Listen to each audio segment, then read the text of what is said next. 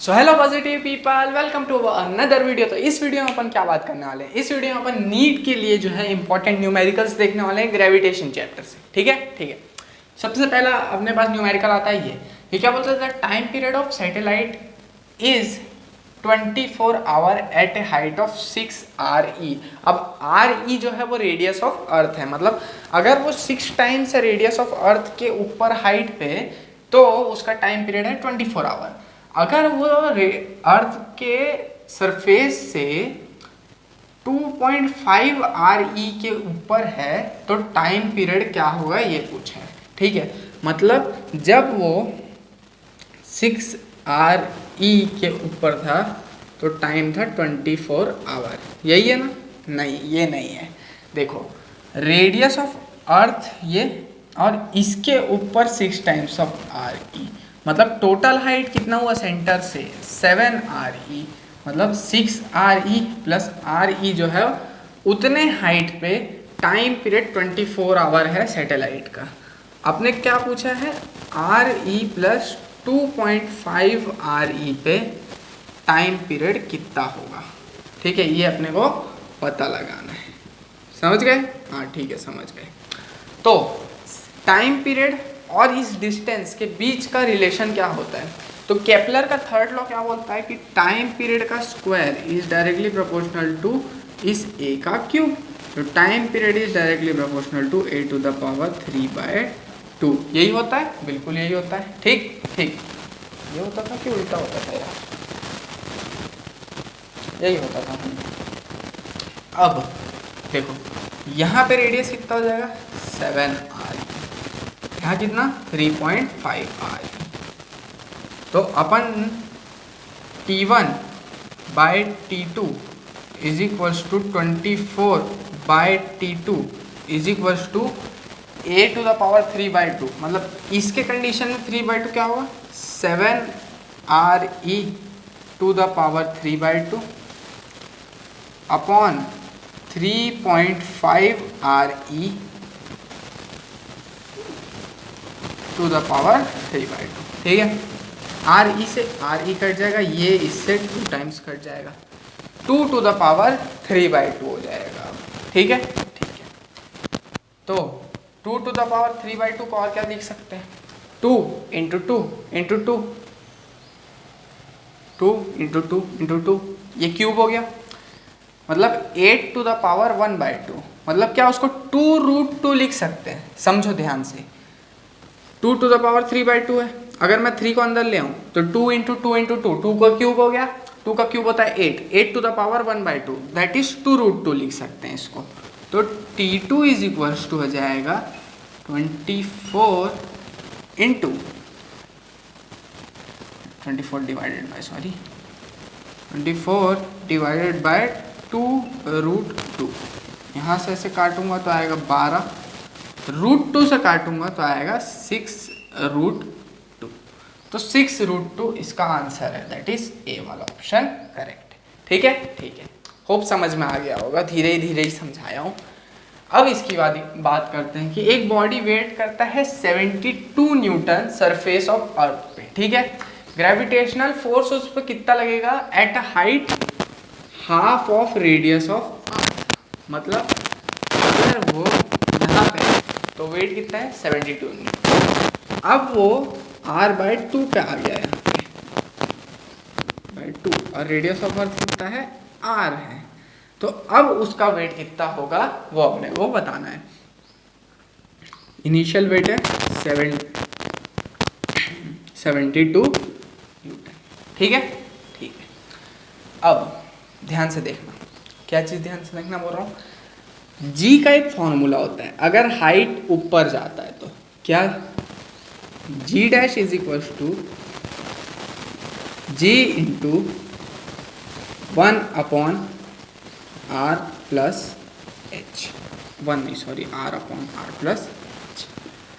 R क्या है, radius of अर्थ, ये R क्या है, रेडियस ऑफ अर्थ, H क्या है, ये हाइट जो कि R/2 दिया हुआ है।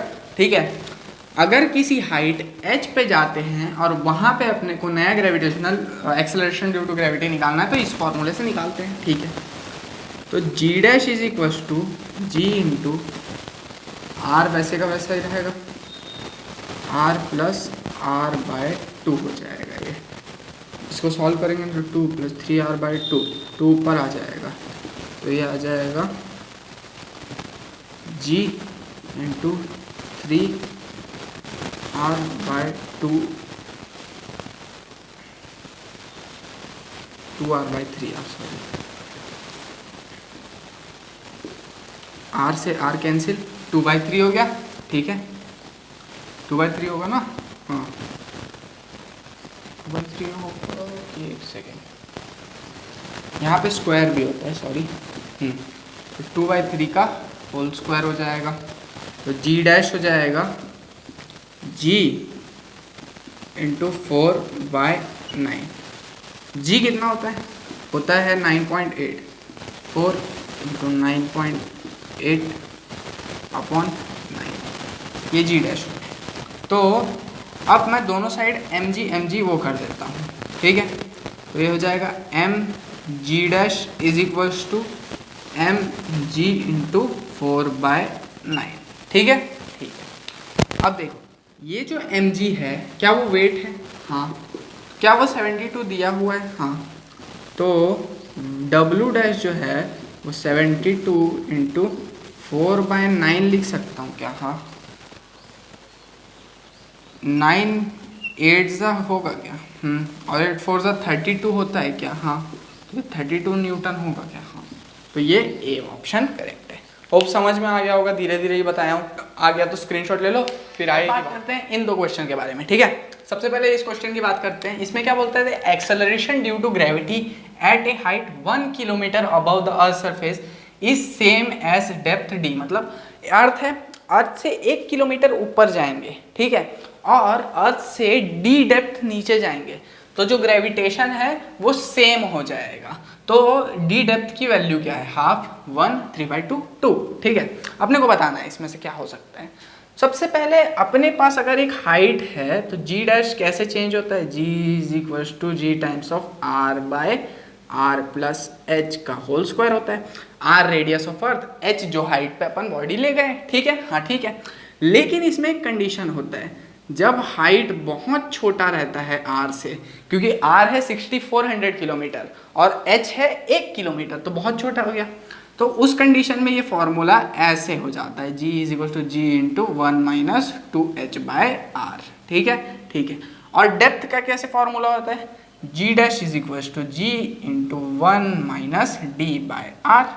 हाँ, क्या ये और ये वाला ग्रेविटी और वो जो किसी h हाइट पे पहुंचा वो ग्रेविटी सेम हो गया क्या? हाँ, तो ये हो गया g into 1 minus 2h by r. हाँ, तो यहाँ से क्या d is equal to 2 times of h आ गया क्या? कंपेयर किया तो हाँ दिख तो रहा है। तो h क्या है? 1 किलोमीटर, तो 2 into 1 kilometre is equal to कितना हो गया? 2 किलोमीटर। 2 किलोमीटर इसका आंसर है। कहाँ गया? डी वाला इसका ऑप्शन करेक्ट है, ठीक है। अब इसकी बात करते हैं। ये क्या बोलता है कि at what height from surface of earth, earth surface के कितने हाइट पे ग्रेविटेशन पोटेंशियल और जी का जो वैल्यू है वो इतना और इतना होगा, ठीक है। तो ग्रेविटेशन पोटेंशियल जो है v वो कितना दिया हुआ है? Minus of 5.4 into 10 to the power minus +7 is equal to होता है G M by R plus H, ठीक है।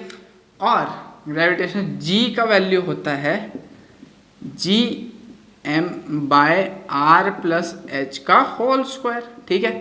तो अगर मैं magnitude of v upon magnitude of g का रेशियो लूँ तो क्या आएगा मेरे पास?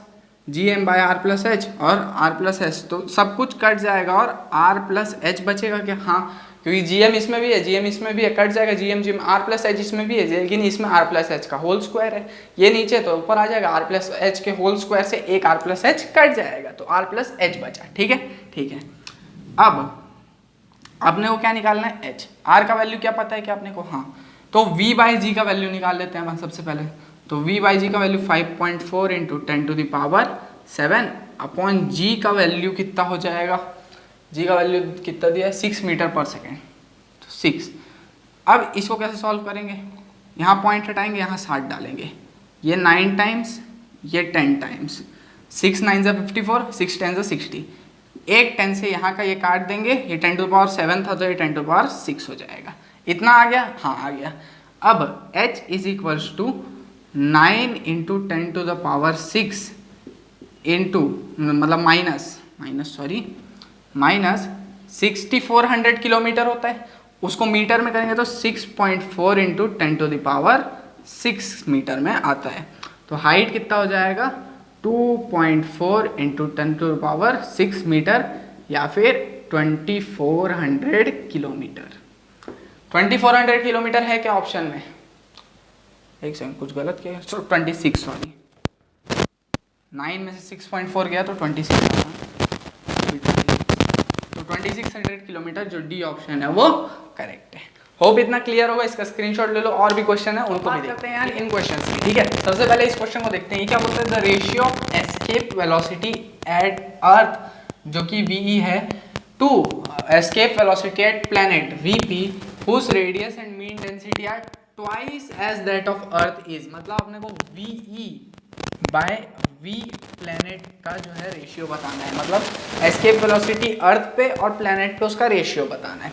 तो एस्केप वेलोसिटी का जो फॉर्मूला होता है वो होता है √/2gh, h वो हाइट है जहाँ तक भेजे, ठीक है ठीक है।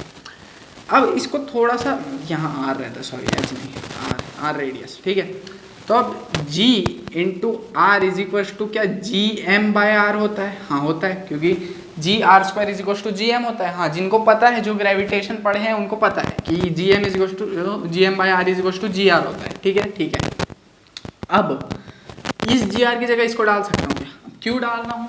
क्योंकि मेरे को मीन डेंसिटी और रेडियस दिया हुआ है। क्या यहाँ रेडियस है? हाँ। क्या यहाँ डेंसिटी है? नहीं, तो मेरे को डेंसिटी लाना पड़ेगा। अब ये हो गया। अब मास की जगह क्या मैं वॉल्यूम इंटू डेंसिटी लिख सकता हूँ? हाँ। और वॉल्यूम क्या होता है? वॉल्यूम होता है 4/3 πr³, ये वॉल्यूम इंटू डेंसिटी रो। ये एक आर, ये 3 आर है तो ये आर का स्क्वायर हो जाएगा, ठीक है। तो क्या ये जी 4/3 πr² रो बचेगा? हाँ। तो एस्केप वेलोसिटी जो है वो हो जाएगा √/2 इंटू 4/3 इंटू जी इंटू πr² इंटू रो, सब के सब रूट के अंदर, ठीक है ठीक है। अब बाहर निकालते हैं तो r² सिर्फ बाहर आ जाएगा, तो एस्केप वेलोसिटी क्या हो जाएगा? r बाहर, ये हो गया रूट के अंदर 8/3 g π ये किसका हो गया? अर्थ का। अब एस्केप वेलोसिटी प्लैनेट का क्या है? रेडियस ट्वाइस है और डेंसिटी ट्वाइस है, तो ये हो जाएगा 2r√8/3 g π into 2 times of rho, ठीक है ठीक है। ये 2 ये 8, क्या 16 हो गया? हाँ 16 हो गया। मतलब क्या मैं 4 बाहर निकाल सकता हूँ? बिल्कुल निकाल सकता हूँ, ठीक है। लेकिन मैं निकालूंगा नहीं, क्यों? क्योंकि यहाँ पे मेरे को 8/3 g π रो काट दूंगा मैं, ठीक है। तो अगर मैं VE/VP करूँगा तो क्या हो जाएगा? यहाँ ये एक आर कट जाएगा, और यहाँ क्या 8/3 कट जाएगा, जी कट जाएगा, पाई कट जाएगा, रो कट जाएगा। इधर से √2 बचेगा, इधर से 2 बचेगा, तो यहाँ कटने के बाद 1/2√2 बचेगा, ठीक है। 1/2√2 ए इज करेक्ट ऑप्शन, ठीक है। अब इसकी बात करते हैं। देखो ये क्या बोल रहा है कि एक सैटेलाइट है जो कि अर्थ का चक्कर मार रहा है एट ए हाइट ऑफ इतना, ठीक है, above the surface of earth.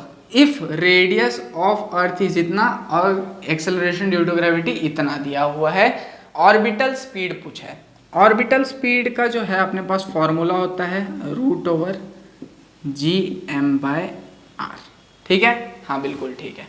यह क्या होता है अपने पास? ऑर्बिटल स्पीड का फॉर्मूला होता है। अब अपने को क्या क्या दिया है? रेडियस दिया है, जी दिया है, हाइट दिया हुआ है। तो क्या मेरे को इस r में कुछ h प्लस करना पड़ेगा? हाँ, क्योंकि अब हाइट भी दे दिया है, किसी हाइट पे है, बोला है सडन। क्या इस r में से मैं मतलब r+h में से r कॉमन निकाल लूँ? क्यों निकाल रहा हूँ आगे बताता हूँ। तो ये gm/, ये हो गया r common 1 + h by r हो गया क्या? हाँ। अब जी एम बाय आर यहाँ से अपने को पता है जी आर होता है, हाँ इसमें डाल देते हैं। तो orbital velocity v o is equal to हो जाएगा root over g r by 1 plus h by r. ठीक है, एच कितना दिया हुआ है? एच दिया है 0.25 इंटू 10⁻⁶। आर दिया है 6.38 इंटू 10⁻⁶ और जी दिया है 9.8। इन तीनों को यहाँ पे डालोगे तो ऑर्बिटल वेलोसिटी आएगा रूट ओवर 60 इंटू 10⁻⁶। कैसे आया ये? इन तीनों को यहाँ पे डाल के कैलकुलेट करोगे तो मैं पहले ही रफ कॉपी में कर चुका हूँ क्योंकि यहाँ पे मेरा टाइम ना लगे करके, इतना आता है। अब इसको रूट के अंदर से निकालूंगा तो वी ओ आ जाएगा 7.76 इंटू 10⁻3। ठीक है, ठीक है, इतना आ जाएगा। ठीक है, 7.76 इंटू 7.76 करूँगा तो 60। ठीक है, ठीक है, तो ए इसका करेक्ट ऑप्शन है 7.76 किलोमीटर पर सेकेंड। होप इतना समझ में आ गया होगा। समझ में आ गया स्क्रीनशॉट ले लो। मिलते हैं अपन अपने अगले वीडियो में। Bye bye.